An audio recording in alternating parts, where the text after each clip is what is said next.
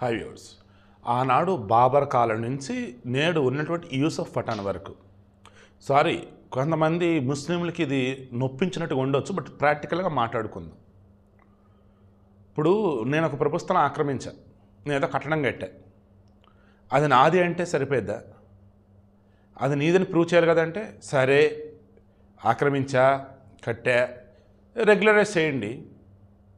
పూర్వకాలంలో బాబరు ఔరంగజేబు బ్యాచ్ అంతా ఏంటి, మన దేశానికి వచ్చి ఇక్కడున్నటువంటి గుడుల్ని పడేసేసి వాటిని మసీదులో మార్చుకుంటే సైలెంట్గా ఉండిపోయాం. పాలకులు వాళ్ళే కదని. ఇప్పుడు రాజ్యాంగం ఉందిగా, స్వతంత్రం వచ్చింది కదా, అన్ని రూల్స్ ప్రకారం పోవాలి కదా. తండేల్జా అని చెప్పేసి వడోదరలో ఒక ప్రాంతం, తండేల్జా అని ఒక ఏరియా వడోదరలో.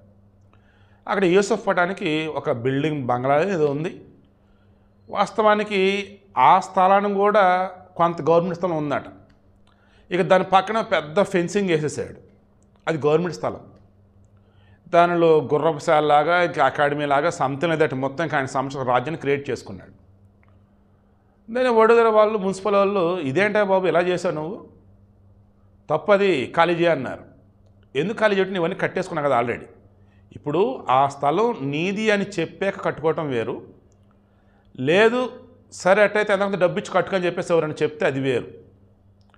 అట్లాంటిది ఇతనికి ఏదైనా కట్టేసుకున్నాడు. మరి కట్టేసుకునేటప్పుడు మరి అధికారులు ఏం పీకుతున్నారేంటో బ్రహ్మాండంగా ఒక పెద్ద సామ్రాజ్యం క్రియేట్ చేశాడు అక్కడ. ఇంకా వడోదర వాళ్ళు నోటీసులు పంపారు, ఖాళీ చేయని. కాదు, మార్కెట్ రేట్ ఎంత ఉందో చెప్పడం నేను ఇస్తా అన్నాడు. లేదు అది చాలా విలువైన స్థలం, నీకు ఇవ్వటం కుదరదు, అసలు నువ్వు చెప్పపెట్టకుండా ఆక్రమించేసి ఇప్పుడు రెగ్యులర్స్ ఏమంటావేంటి, తప్పది అని అన్నారు. నోటీసులు ఇచ్చారు. ఇక అది కాస్త ఈలోపు మనోడు తృణమూల్ కాంగ్రెస్ పార్టీ పశ్చిమ బెంగాల్ ఎంపీ అయ్యాడు కదా యూసఫ్ పఠాన్. ఇక ఇతను హైకోర్టుకి వెళ్ళాడు. మౌనా భట్ అని చెప్పేసి హైకోర్టు జడ్జి ఆ మొత్తం చెక్ చేసి, ఏంది బాబు ఇది, ఆక్రమించుకోవడంలో కూడా చట్ట ప్రకారం ఉంటాయా ఏంటి? చట్ట ప్రకారం ఆక్రమించుకున్నాను, నాకు రెగ్యులరైజ్ చేయండి, నేను డబ్బులు కడతాను, ఏం మాట్లాడుతావు నువ్వు? అది ప్రభుత్వ స్థలంలో ప్రభుత్వ అనుమతి లేకుండా నువ్వు కట్టడాలు కట్టిందే కాక, నా ఆల్రెడీ కట్టేశాను, ఇక నాకు అనుమతులు ఇవ్వండి, డబ్బులు చెల్లిస్తానంటావు ఏంటి? అసలు తప్పది. ఏ కాలంలో ఉన్నావు నువ్వు? అనుమతులు లేకుండా కట్టి ఆక్రమించేసుకొని చట్ట ప్రకారం ఆక్రమించేసినట్టు కొత్త కొత్త పదాలు చెబుతూ అది ఖాళీ చేయనంటావా?